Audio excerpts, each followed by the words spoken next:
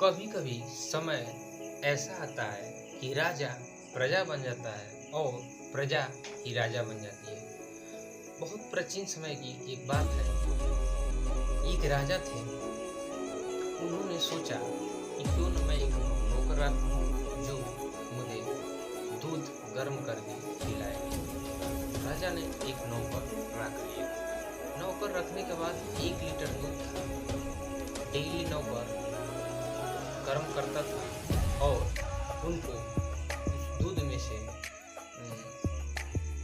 Power अपने P जाता था, बकिया पानी डाल के उनको पिला जाता। ऐसी कहानी चलती गई। एक बार एक लोग आए, कहे कि राजा साहब, आपका नौकर जो है उसमें से पाव भर दूध पी जाता है, बकिया पानी डाल के आपको पिलाया जाता है।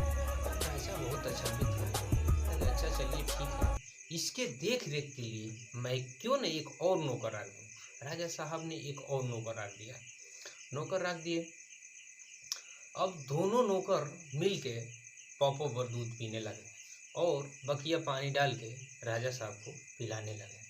फिर कुछ दिन के बाद वो लोग आए, कहे कि राजा साहब, आपके नौकर दोनों पॉपो भर दूध पी जाते हैं, मात्र आधा किलो ही दूध आपको पिलाया जाता है। तभी कहेंगे अच्छा ये कैसे हरकत छोड़ेंगे। फिर कहें कि चलिए इनकी निगरानी के लिए भी एक और नौकर रख देते हैं। नौकर रख दिए। तीनों नौकर मिलके पप्पा भर दूध पीने लगे, मात्र पाव भर दूध राजा साहब को मिलता था। धीरे धीरे समय बीतता गया। राजा साहब एकदम कमजोर होने लगे शरीर से और उनकी तबीयत बिगड़ गई। जब बिगड़ गई तो उन्हें भर्ती कराया गया। उसके बाद सेहत में कुछ सुधार आई। फिर कहे कि अच्छा जब ये दूध पी ही रहे हैं तो क्यों न सोचे राजा साहब कि इनकी देख रेख के लिए एक और नौकर रख दें। पुनः राजा साहब ने एक चौथे नौकर को उनके देख रेख के लिए रख दिए।